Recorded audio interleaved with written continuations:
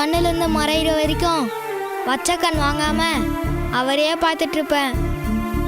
இன்னைக்கு திடீர்னு அவரை பார்க்கணும்னு தோணுச்சு. அதான் வாசல்ல வந்து அவரை தெரியறாரான்னு பார்த்துட்டு இருக்கேன். வீரா, நீ உற்சவரை பார்த்தே இப்படி மயங்கி விட்டாயே, மூலவரை பார்த்தால் உயிரையே விட்டு விடுவாய் போல இருக்கிறதே. மூலவர்னா? ஒவ்வொரு கோவிலிலும் மூலவர், உற்சவர் என்று பெருமாளின் திருவுருவங்கள் 2 உண்டு. கோவிலுக்கு வந்து மூலவரை சேவிக்க முடியாத முதியவர்களுக்கும் உடல் குறைபாடு உள்ளவர்களுக்கும் பெருமாள் உற்சவராக அவரவர் இடத்துக்கே வந்து சேவை சாதிக்கிறார். மூலவர் ஊர்கோலமா வரமாட்டாரா?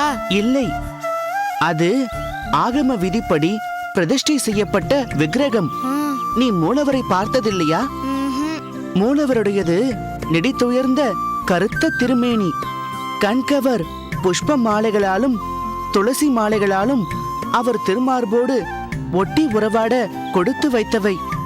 பட்டு பீதாம்பரமும் விலை உயர்ந்த அணிகலன்களும் அணிந்து அபயம் என்று என் திருவடிகளை சரணடை என்றும் இடது கையால் திருவடிகளை காட்டியும் வலது கையால் அபயஹஸ்த முத்திரை பிடித்தும் இருக்கும் கருணாமூர்த்தி. நீ சொல்ல சொல்ல அவரை பார்க்கணும்னு மனசுக்குள்ள ஆசையா இருக்கு.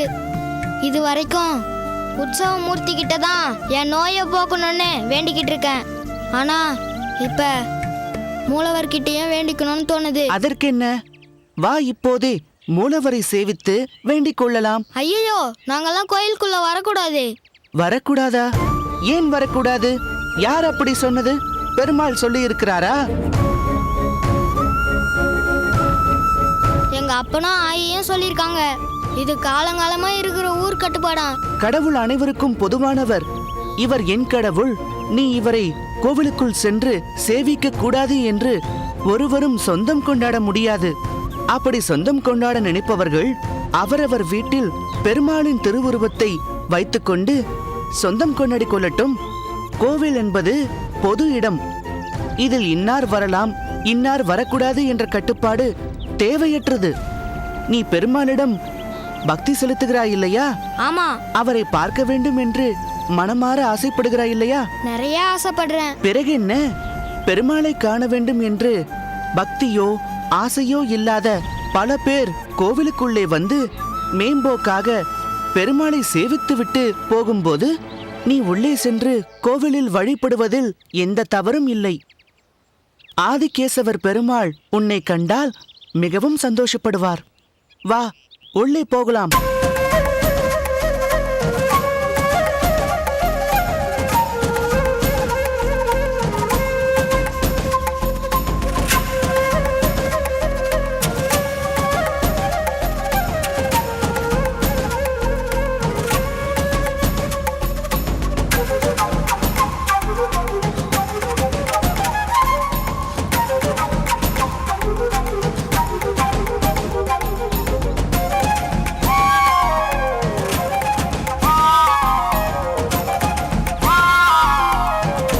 நில்!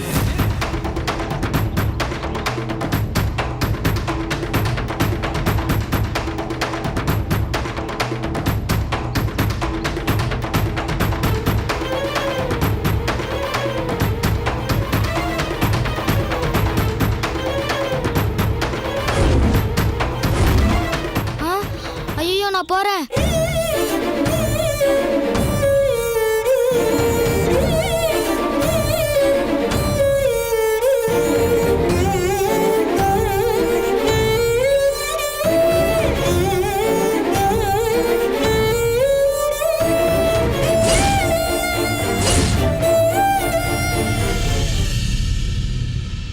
சோமயாஜி, சோமயாஜி, வாரும் வெளியே. வாருங்கள் வாருங்கள் வாருங்கள். ஏன் வெளியே நிற்கிறீர்கள்? உள்ளே வாருங்கள். எல்லோரும் ஒன்றாக வந்திருக்கிறீர்களே, ஏதாவது விசேஷமா? சொல்லி அனுப்பியிருந்தால் நானே கோயிலுக்கு வந்திருப்பேனே. ஓய், நிறுத்துங்கானோ. நாங்கள் ஒன்றும் உங்கள் அகத்திற்கு விருந்து சாப்பிடவோ சிரமப்பிரகாரம் செய்யவோ வரவில்லை. என்னவாயிற்று? ஏன் கோபமாக எல்லோரும் இருக்கிறீர்கள்? ஏதாவது தவறு நடந்து விட்டதா? சொல்லுங்கள். உங்கள் மகன் நடந்து கொண்ட காரியத்திற்கு கோபப்படாமல் கொஞ்சவா முடியும்? எல்லாம் போயிற்று. அக்ரஹாரத்தில் எங்களால் நடமாடவே முடியாது போலிருக்கிறது. என்ன சுவாமிகளே, ஏதேதோ சொல்கிறீர்கள். என்ன நடந்தது? நான் ஏதாவது அபச்சாரம் நேரும்படி நடந்து கொண்டு விட்டேனா? நீர் அபச்சாரம் நேரும்படி ஏதும் நடந்து கொள்ளவில்லை சோமயாஜி. ஆனால் ஒரு வகையில் நீரும் அபச்சாரம் செய்தது போல்தான். நீங்கள் எல்லோரும் என்ன சொல்கிறீர்கள் என்று எனக்கு ஒன்றும் புரியவில்லையே. நீர் அபச்சாரம் எதுவும் நேரும்படி நடந்து கொள்ளவில்லை என்று சொன்னீர் அல்லவா? அபச்சாரம் நேரும்படி நீர் நடந்து கொண்டால் என்ன, உன் பிள்ளையாண்டா நடந்து கொண்டால் என்ன? அபச்சாரம் அபச்சாரம் தானே. உம்முடைய பிள்ளையாண்டானை பற்றி நீர்தானே அப்படி இப்படி என்று ஊர் முழுவதும் சொல்லிக் கொண்டிருந்தீர்கள். அதற்கு ஏற்றாற்போல் அவன் நடந்தபடி தெரியவில்லையே. இந்த அக்ரஹாரத்தில் இதையெல்லாம் கேட்க ஆள் இல்லையா? பிள்ளை செய்த தவறுக்கு பொறுப்பேற்க வேண்டியவர்கள் பெற்றோர்கள் தானே. குறிப்பாக நீர்தானையா அதற்கு பதில் சொல்ல வேண்டும். அனைவரும் பொறுத்தருள வேண்டும். என் மகன் ராமானுஜன் ஏதாவது தவறாக நடந்து கொண்டு விட்டானா? என்னால் நம்பவே முடியவில்லையே. என்ன செய்தான்? தயவு செய்து சொல்லுங்கள். என்னங்கானும் உம்மால் நம்ப முடியவில்லையா? நாங்கள் என்ன பொய்யா சொல்கிறோம்? அவன் செய்தது போல் ஒரு அபச்சாரம் இதுவரை இந்த ஸ்ரீபெரும்புதூரில் நடந்ததே இல்லை. அப்படியா? சுவாமிகளே, என்ன நடந்தது? ராமானுஜன் அப்படி என்ன செய்தான்? சற்று விவரமாக சொல்லுங்களே. சொல்கிறோம். அதற்காகத்தானே நாங்கள் வந்திருக்கிறோம். சொல்வதற்கு முன் உம்மிடம் ஒரு கேள்வி. நாம் நம்முடைய கோயில்களில் பெருமாளை மூலவர் என்றும் உற்சவ மூர்த்தி என்றும் இரண்டாக வைத்து விழா நாட்களில் உற்சவ மூர்த்தியை மட்டும் கோயிலுக்கு வெளியே எழுந்தருளப் பண்ணி கொண்டு வருகிறோமே, அது எதற்காக? ஊர் மக்கள் எல்லோரும் பார்க்க வேண்டும் என்பதற்காகத்தானே? ஆமாம், அது உண்மைதான். அதில் என்ன சந்தேகம்? அதில் ஒன்றும் சந்தேகமில்லை. எல்லோரும் கோயிலுக்குள் வந்து பெருமாளை சேவிக்க முடியாது என்பதற்காகத்தான் உற்சவ மூர்த்தியை பல்லக்கிலே வைத்து வெளியே எழுந்துருளப் பண்ணி கொண்டு வந்து அனைவரும் பார்க்கும்படி செய்கிறோம். கோயிலுக்குள் வருவதற்கென்று சில சட்டதிட்டங்கள் இருக்கின்றன. அதேபோல் கர்ப்ப கிரகத்திற்குள் எல்லோரும் போக முடியாது.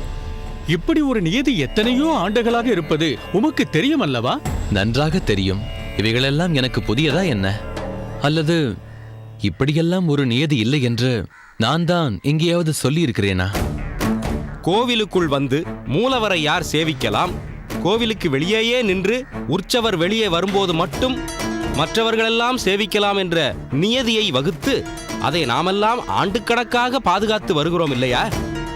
வெறும் உற்சவ மூர்த்தியை மட்டும் தரிசிக்க தகுதி வாய்ந்தவர்கள் என்று சிலரை ஒதுக்கி வைத்திருக்கும் போது அவர்களில் யாராவது கோவிலுக்கு உள்ளே காலடி வைப்பது என்பது எவ்வளவு பெரிய அபச்சாரம் என்பது உமக்கு தெரியாதா என்ன? சுவாமிகளே, நீங்கள் சொல்லுகின்ற சடங்குகளுக்கும் என் மகன் ராமானுஜனுக்கும் என்ன சம்பந்தம் என்று எனக்கு புரியவில்லையே. உமக்கு ஒன்றும் புரியாது சோமயாஜி.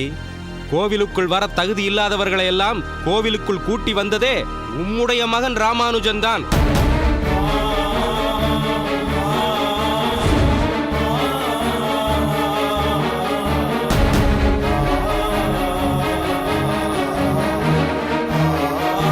என்ன அர்ச்சகரே, அந்த ராமானுஜன் கோவிலுக்குள் நுழையக்கூடாத அந்த பிள்ளையை கூட்டி வந்ததை பார்த்தீரல்லவா? என்ன ஆமாம் என்று அழுத்தமாக சொல்லுங்களேன். என்னவோ மெல்லவும் முடியாமல் விழுங்கவும் முடியாமல் தொண்டையில் ஏதோ ஒன்று சிக்கிக் கொண்டது போல் விழிக்கின்றீர்கள். சுவாமி, நீங்கள் எல்லோரும் எதையோ தவறாக புரிந்து கொண்டு இப்படி சொல்கிறீர்கள். ராமானுஜன் இப்படியெல்லாம் செய்திருப்பான் என்று எங்களால் நம்பவே முடியவில்லை. இவன் சிறு பிள்ளை. இவன் எப்படி அவ்வாறு செய்திருப்பான்? இவனுக்கு இதெல்லாம் புரியாது. தயவு செய்து நம்புங்கள். உங்கள் பிள்ளை ராமானுஜனிடமே கேளுங்கள், கோவிலுக்குள் வரக்கூடாதவர்களை அழைத்துக் கொண்டு உள்ளே சென்றானா இல்லையா என்று. ராமானுஜா, மகனே, இவர்கள் சொல்வதெல்லாம் உண்மைதானா? ஆமாம் அப்பா.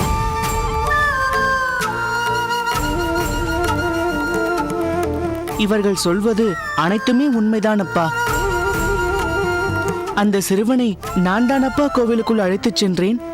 அது தவறாப்பா? அந்த சிறுவனிடம் கோவிலுக்குள் இருக்கும் மூல விக்கிரகத்தை பற்றி நான் சொன்னேன் அப்பா. அவன் உடனே கோவிலுக்குள் இருக்கும் மூலவரை காண வேண்டும் என்று மிகவும் ஆசைப்பட்டான். அதனால்தான் அவனை கோவிலுக்குள் அழைத்துச் சென்றேன். சுவாமிகளே, ஆண்டவனை பார்ப்பதற்கு கூட ஏதாவது தகுதி இருக்கிறதா என்ன? ஆண்டவனை வணங்க பக்தி தானே வேண்டும். அந்த சிறுவன் கோவிலுக்குள் செல்ல வேண்டும் என்று ஆசைப்படும் போது நான் எப்படியப்பா அதை தடுக்க முடியும்? நாம் மட்டும் தினம் தினம் கோவிலுக்குள் சென்று ஆண்டவனை வணங்கலாம். ஆனால் நம்மை விட அதிக பக்தி கொண்ட அந்த சிறுவன் கோவிலுக்குள் வரக்கூடாதாப்பா? இது என்னப்பா நியதி? நான் எந்த அளவிற்கு பெருமாளின் மீது பக்தி வைத்திருக்கிறேனோ அதே அளவு பக்தியை தான் அவனும் வைத்திருப்பதாக என்னிடம் சொன்னானப்பா. கோவிலுக்குள் சென்று பெருமாளை நான் சேவிக்க வேண்டும் என்று அவன் ஆசைப்படும் போது முடியாது என்று நான் எப்படியப்பா சொல்வேன்? அவனுடைய பக்தி தான் கோவிலுக்குள் அழைத்துச் செல்லும்படி செய்தது. போதும், நிறுத்து ராமானுஜா. கோயிலுக்குள் செல்ல பக்தி மட்டும் போதாது, தகுதியும் வேண்டும். ஒன்றும் தெரியாமலா நம் பெரியவர்கள் இதுதான் நியதி என்று சொல்லி வைத்திருக்கிறார்கள்? அவர்கள் செய்து வைத்த விதிமுறைகளையும் வரைமுறைகளையும் நாம் மீறக்கூடாது. நீ சிறுவன், உனக்கு அதெல்லாம் தெரியாது. சுவாமிகளே, உங்கள் கோபம் எனக்கு நன்றாக புரிகின்றது. காலம் காலமாக நாம் கடைபிடித்து வந்த சம்பிரதாய சடங்குகள் மீறப்பட்டு விட்டதே என்ற ஆதங்கத்தில்தான் நீங்கள் இவ்வளவு கோபமாக பேசுகிறீர்கள் என்று நான் புரிந்து கொண்டேன். இதை பார்த்து உங்கள் மீதெல்லாம் எனக்கு மதிப்பும் மரியாதையும் தான் கூடுகின்றது. ஆனால் அதே நேரத்தில் என் மகன் ராமானுஜன் செய்தது தவறு என்று தயவு செய்து சொல்லாதீர்கள். நிறுத்துங்கானோ, நீரே உங்கள் மகன் ராமானுஜன் செய்தது சரி என்று சொல்வது போல் பேசுகிறீரே. நாங்கள் சொல்வதெல்லாம் தவறு, உங்கள் மகன் செய்ததும் நீங்கள் சொல்வதும் தான் சரியா? அதுதான் நாம் கடைபிடிக்கின்ற அனுஷ்டானமா? இல்லை இல்லை, நான் ராமானுஜனுக்காக சொல்லவில்லை. பெருமாளை சேவிக்க பக்தி இருந்தால் போதுமே. ராமானுஜன் சொன்னது சரி என்றுதான் எனக்கும் தோன்றுகிறது.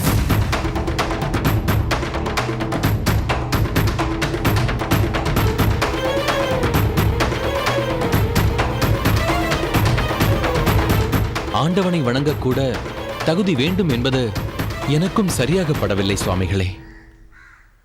ஆனால் நம்முடைய பெரியவர்கள் என்ன காரணத்தினாலோ ஒரு சில பாகுபாடுகளை செய்து வைத்திருக்கிறார்கள். அதையே நாமும் கண்ணை மூடிக்கொண்டு நம்பி வருகிறோம். அது எப்படியோ போகட்டும். யாரோ ஒரு சின்ன பிள்ளை ஏதோ கோயிலுக்குள்ளே போய் பெருமாளை சேவிக்க வேண்டுமென்று ஆசைப்பட்டு விட்டான். ராமானுஜனும் சிறு பிள்ளைதானே. அந்த சிறுவனது ஆசையை நிறைவேற்றலாம் என்று கோயிலுக்குள் அழைத்துச் சென்று விட்டான். இதில் அப்படி என்ன பெரிய தவறு இருக்கிறது?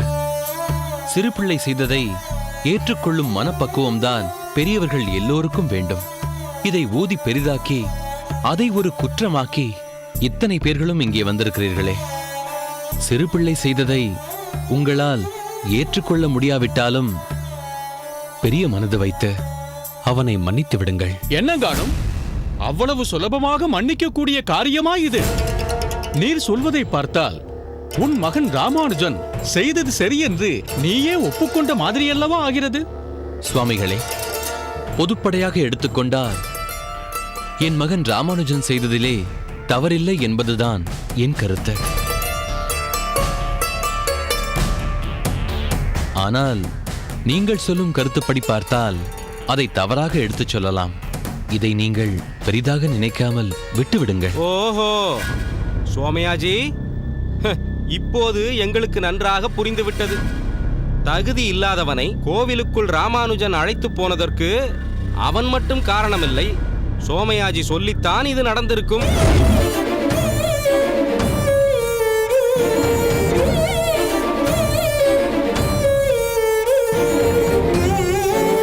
இதற்கு பின்னால் ஒரு கூட்டமே இருந்திருக்கிறது.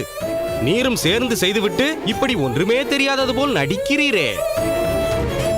எல்லோரும் பேசிக்கொண்டு கடைசியில் சிறுவனை விட்டு ஆழம் பார்த்திருக்கிறீரோ? இதை நாம் சும்மா விடக்கூடாது. சோமயாஜி பயிற்சி கொடுக்காமலா ராமானுஜன் இதை செய்திருக்க முடியும்? சோமயாஜி அவர்களே, பல இடங்களுக்கு சென்று பலவிதமான யாகங்களை செய்யும் நீரே இப்படிப்பட்ட காரியத்தை செய்யலாமா? உம்மிடம் பாடம் பயிலும் எங்கள் வீட்டு பிள்ளைகள் என்ன ஆவார்கள்? சுவாமிகளே, ஏதோ நடந்தது நடந்துவிட்டது.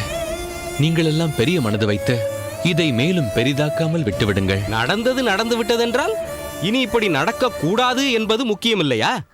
இப்போது நடந்த தவறுக்கு இனிமேல் இப்படி செய்ய மாட்டேன் என்று ராமானுஜனை எல்லோர் முன்பும் மன்னிப்பு கேட்க சொல்லுங்கள்.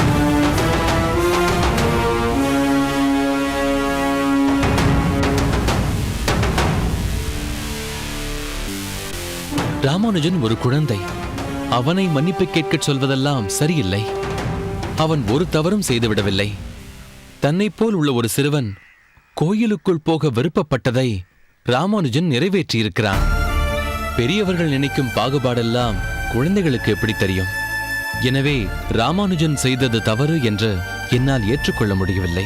சரிங்கானோ, இனி இது சரியா வராது. ஓய், பஞ்சாயத்தில் தான் பேசி முடிவு செய்ய வேண்டும். வாருங்கள் போகலாம்.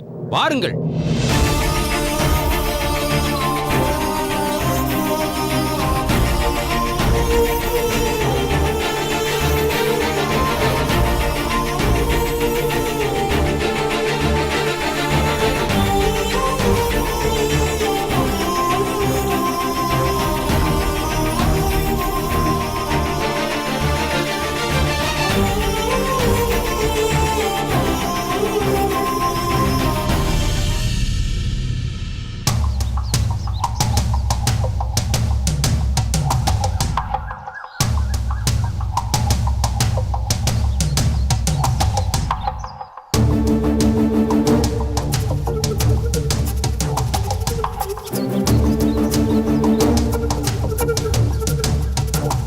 நமது பஞ்சாயத்திலேயே இது மிகவும் வினோதமான வழக்கு.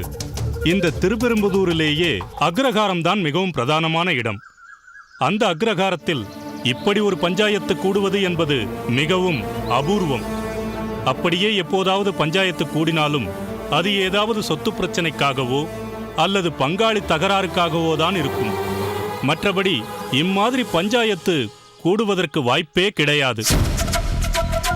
நாம் எல்லோருமே சாத்வீகமாக நடப்பதனால் அப்படி ஒரு நிலைமை நமக்குள் ஏற்பட்டதில்லை. ஆனால் இப்போது ஒரு சிறுவனால் கோயிலில் அபச்சாரம் ஏற்பட்டுவிட்டது.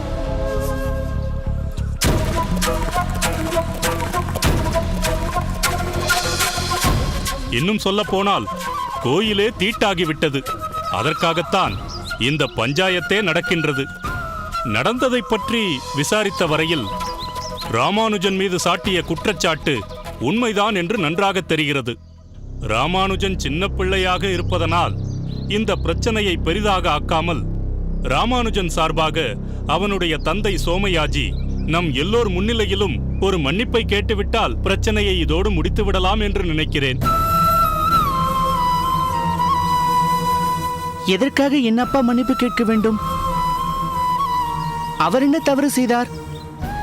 நான் தவறு செய்திருந்தால் தானே அவர் இங்கு மன்னிப்பு கேட்க வேண்டும். உங்கள் பஞ்சாயத்துப்படி கோவிலுக்குள் ஒருவனை கூட்டிக் கொண்டு போனது தவறா? ஆண்டவனை கோவிலுக்குள் சென்று கும்பிடுவதற்காக நாங்கள் மன்னிப்பு கேட்க வேண்டும் என்று நீங்கள் சொன்னால் இதை அந்த ஆண்டவன் நிச்சயம் ஏற்றுக்கொள்ள மாட்டார். உங்களைதான் தண்டிப்பார்.